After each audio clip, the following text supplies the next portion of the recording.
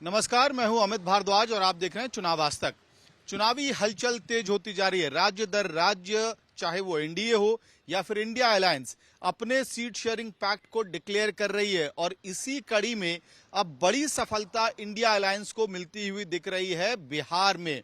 बिल्कुल वही बिहार जहां पे नीतीश कुमार के जाने के बाद इंडिया अलायंस या फिर महागठबंधन को बड़ा झटका लगा था और कहीं ना कहीं पैरों तले जमीन खिसकती हुई वहां पर दिख रही थी जब जदयू ने महागठबंधन से अपना रिश्ता तोड़ दिया था। सवाल उठ रहा था कि आखिरकार अब इंडिया अलायंस का या बिहार में महागठबंधन का क्या होगा।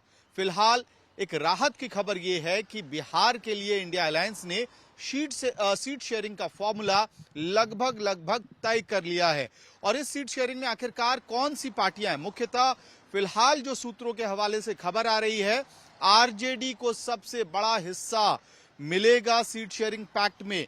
ये सूत्र हमें कंफर्म कर रहे हैं। इसके साथ साथ कांग्रेस को, सीपीआई-एमएल को या लेफ्ट पार्टियों को इसमें सीट शेयरिंग में हिस्सा मिलना है, यानी कि आरजेडी, कांग्रेस और लेफ्ट, ये तीनों मिलाकर एक कुनबा बनता है महागठबंधन का लोकसभा चुनाव के लिए। सबसे पहले बात कर लेते हैं सीपीआई-एमएल की। लेफ्ट पार्टियों की अगर हम माने, उन सूत्रों की बात माने, तो सीपीआई-एमएल यानी कि भाकपा माले इस वक्त बिहार में 5 लोकसभा सीटों के लिए बार्गेनिंग कर रही है, चर्चा कर रही है। बिहार में 40 लोकसभा सीट हैं, जिसमें से 5 लोकसभा सीट सीपीआई-एमएल मांग रही है। अहम बात यह है कि सीपीआई-एमएल के नेताओं का तर्क ये है कि जेडीयू के एग्जिट के बाद अब महागठबंधन के पास फ्लेक्सिबिलिटी बढ़ गई है, यानी कि जहां पे भाकपा माले का संगठन स्ट्रांग है, जहां मजबूती से उनका प्रेजेंस है, उस लिहाज से ही भाकपा माले को लोकसभा की सीटें दी जाएं। इसी तर्क के साथ सीट शेयरिंग में सीपीआई-एमएल अपनी ही सीट का हिस्सा महागठबंधन के अंदर मांगते हुए दिखाई दे रही है।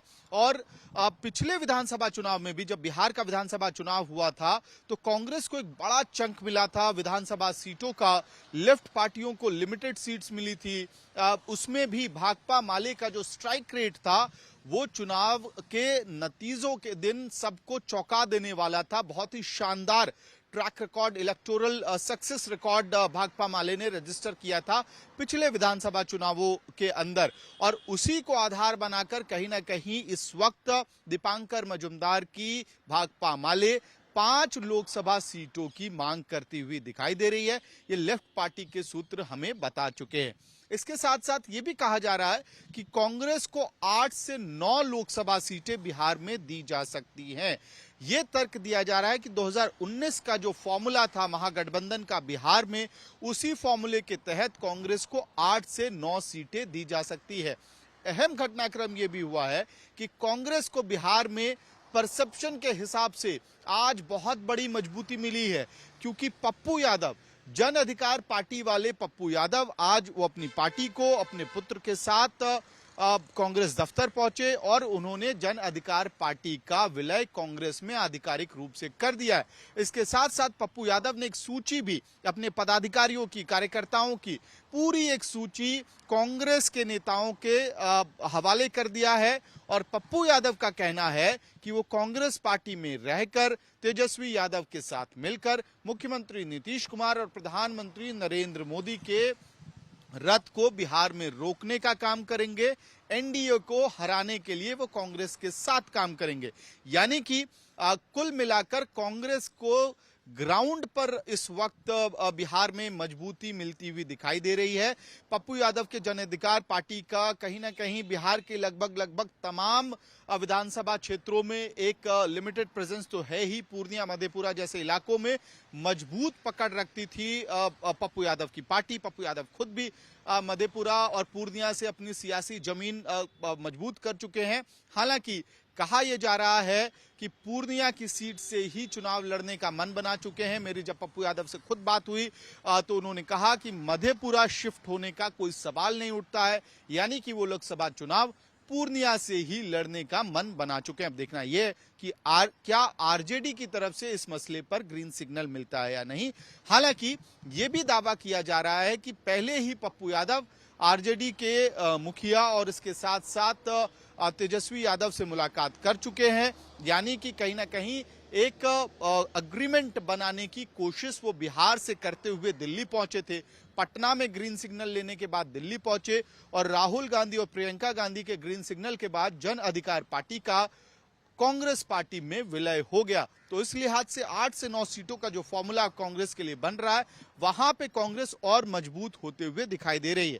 इसके साथ साथ आरजेडी को जो बचा हुआ इसमें पूरा लोकसभा सीटें हैं, अगर आप 9 सीटें 8 से 9 सीटें कांग्रेस की मान लें, 5 सीटें भाकपा माले मांग रही है महागठबंधन में, लेकिन ये माना जा रहा है कि लेफ्ट को कहीं ना कहीं कहा जाएगा कि आप कम सीटों में 3 से 4 सीटों में अकोमोडेट कीजिए और इसका कंपनसेशन झारखंड में भाकपा माले को दिया जा सकता है, एक सीट अलॉट करके।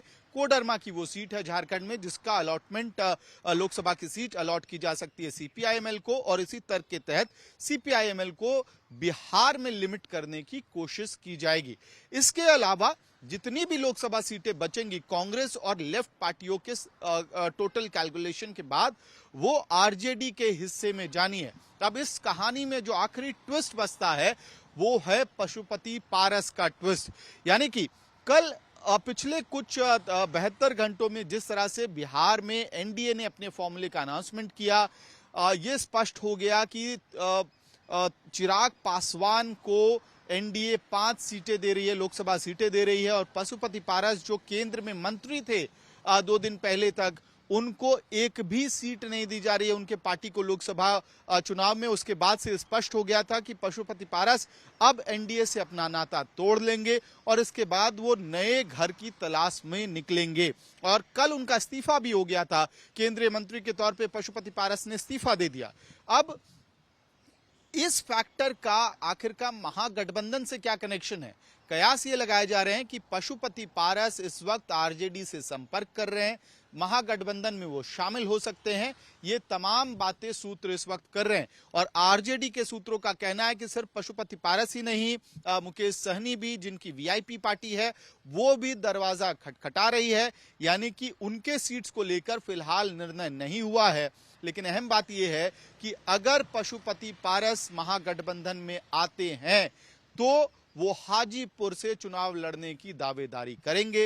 हाजीपुर आरजेडी के कोटे की सीट है, यानी कि उनकी एंट्री महागठबंधन में या इंडिया अलायंस में तभी होगी जब आरजेडी हाजीपुर की अपनी कोटे की सीट पशुपति पारस की पार्टी को देने को तैयार हो जाती है, या यूं कहे कि पशुपति पारस को खुद वो सीट आरजेडी अलॉट कर देती है। उसके बाद ही ये बड़ी हलचल होगी और उसके बाद चाचा वर्सेस भतीजे की लड़ाई हाजीपुर में देखने को मिलेगी। तो कुल मिलाकर कांग्रेस और लेफ्ट पार्टियों के सीट का जो बंटवारा होना है वो लगभग तय हो गया है। अगर पशुपति पारस की एंट्री होती है तो हाजीपुर की सीट उन्हें दी जा सकती है, अगर आरजेडी की तरफ से ग्रीन सिग्नल मिलता है तो। और इसके बाद जो लोकसभा सीटें बचेंगी उस पे राजद अपने उम्मीदवारों को लोकसभा चुनाव में उतारेगी। कुल मिलाकर आज का दिन महागठबंधन के लिए बिहार में बेहद ही अहम रहा। एक तरफ जहां अलायंस में सीट शेयरिंग पर सहमति बनती हुई दिखाई दे रही है, नेता ये इंडिकेशन दे रहे हैं कि अगले 2 से 3 दिन में एक बड़ा ऐलान हो सकता है। पप्पू यादव ने महागठबंधन को बिहार में मजबूती देने के लिए ठानी है, वो कांग्रेस में अपनी पार्टी का मर्जर कर चुके हैं। और इसके साथ साथ ये बात अब तेज हो गई है, स्पेकुलेशंस तेज हो गए हैं कि पशुपति पारस भी इंडिया ब्लॉक में शामिल हो सकते हैं अगर हाजीपुर की सीट आरजेडी अपने कोटे से उन्हें देने को तैयार हो जाती है। कुल मिलाकर इंडिया ब्लॉक के लिए बिहार में आज का दिन बहुत ही डेवलपमेंट भरा दिन था और सूत्र ये दावा कर रहे हैं कि बिहार में महागठबंधन का फॉर्मूला, सीट शेयरिंग का फॉर्मूला तय हो गया है। वीडियो सहयोगी नासिर खान के साथ मेहमद भारद्वाज, चुनाव आज तक।